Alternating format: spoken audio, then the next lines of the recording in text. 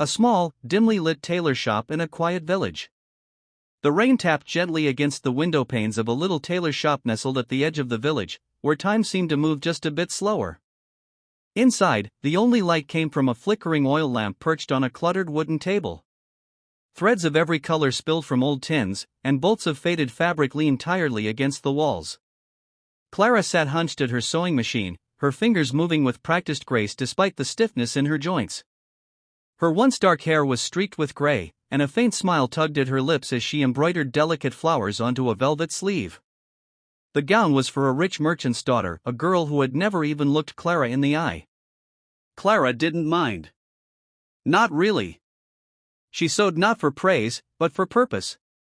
Still, deep inside her heart, she held one quiet wish: to design a dress not for status or wealth, but one that would make the wearer feel truly seen. A dress that could hold a story, maybe even heal one.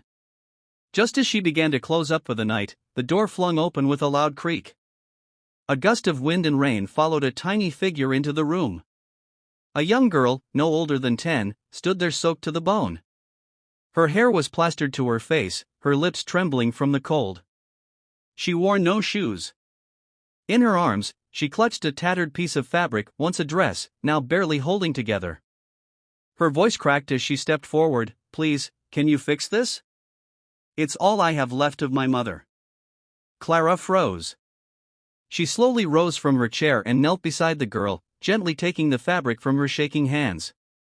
Though torn and stained, the dress had once been lovely, soft blue cotton with tiny white daisies. A mother's loving choice.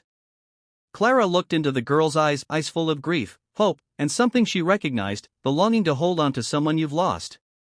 She didn't ask for money. She didn't ask questions. Instead, Clara nodded softly.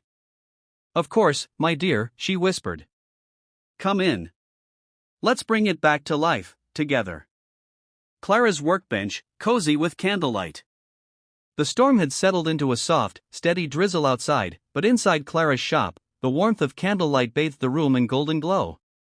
The little girl, Lily, sat curled up in a thick quilt by the hearth, her eyes slowly closing as the heat and safety lulled her toward sleep. Clara sat at her workbench, her glasses perched on the tip of her nose, needle gliding through the fabric with gentle precision. The old blue dress lay before her like a broken memory, and stitch by stitch, she was mending more than just seams. She glanced over at Lily and quietly asked, "What happened, sweetheart?" The girl blinked slowly, then whispered, "There was a fire, our house is gone. Mama didn't make it. Papa, he's trying, but we have nothing now." Her voice cracked, but she swallowed the sob that threatened to rise. Clara paused, her needle still. A familiar ache stirred in her chest, one she had carried for years, buried beneath fabric and time. She turned back to the dress, tears catching in the corners of her eyes. She worked through the night, replacing buttons, patching tears, carefully embroidering tiny daisies along the hem, just as they must have looked when the dress was new. Every stitch was a silent promise: "You are not alone." When dawn crept in, pale and quiet, Clara gently woke Lily. She handed her the dress, freshly washed, pressed, and blooming with love. Lily gasped as she held it to her chest. "It's like new." Clara smiled, brushing a strand of hair from the girl's face. "It's even better now. It holds your story." As Lily slipped it on, Clara turned quietly to her sewing box.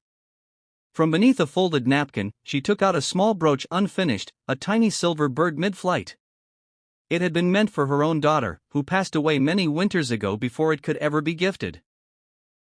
Clara slipped it into the pocket of the dress without a word. Then, with a warm bowl of stew in Lily's hands and a woolen scarf wrapped around her shoulders, Clara walked her to the edge of the village, watching as the child disappeared into the misty morning. She didn't ask for thanks. She only hoped the world would be a little gentler to the girl than it had been to her months later, a bustling city fashion showroom. The bright lights buzzed softly overhead, and the air was thick with the scent of perfume, champagne, and expectation. Clara stood near the back of the grand hall, clutching the invitation that had arrived mysteriously just a week before, handwritten, elegant, and unsigned. She had never been to a place like this.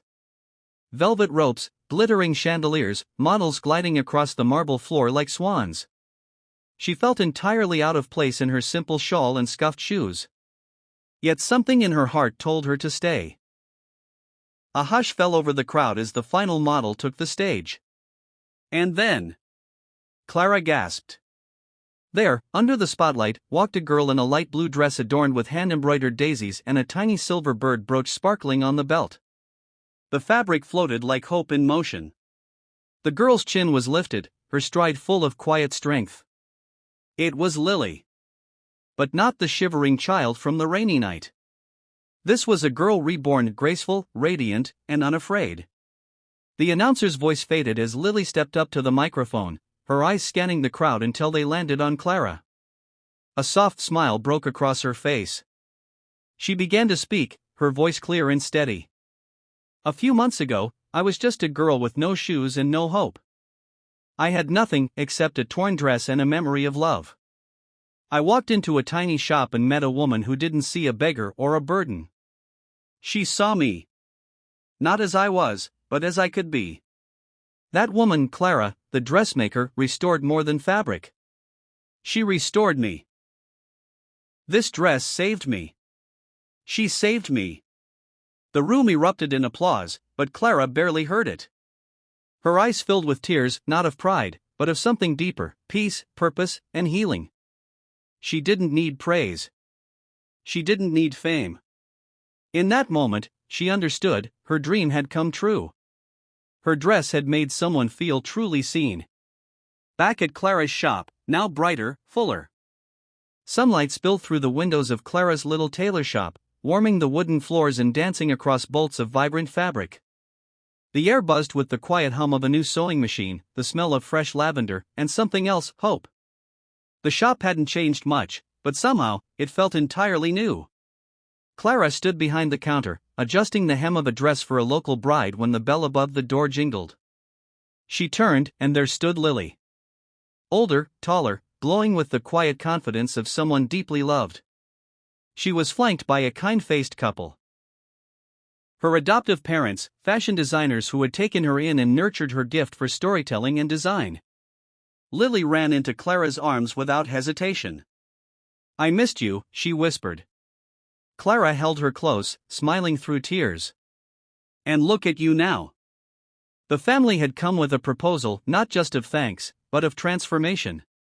They wanted to sponsor Clara's work, to expand her tiny shop into a design studio where her creations could shine for the world to see.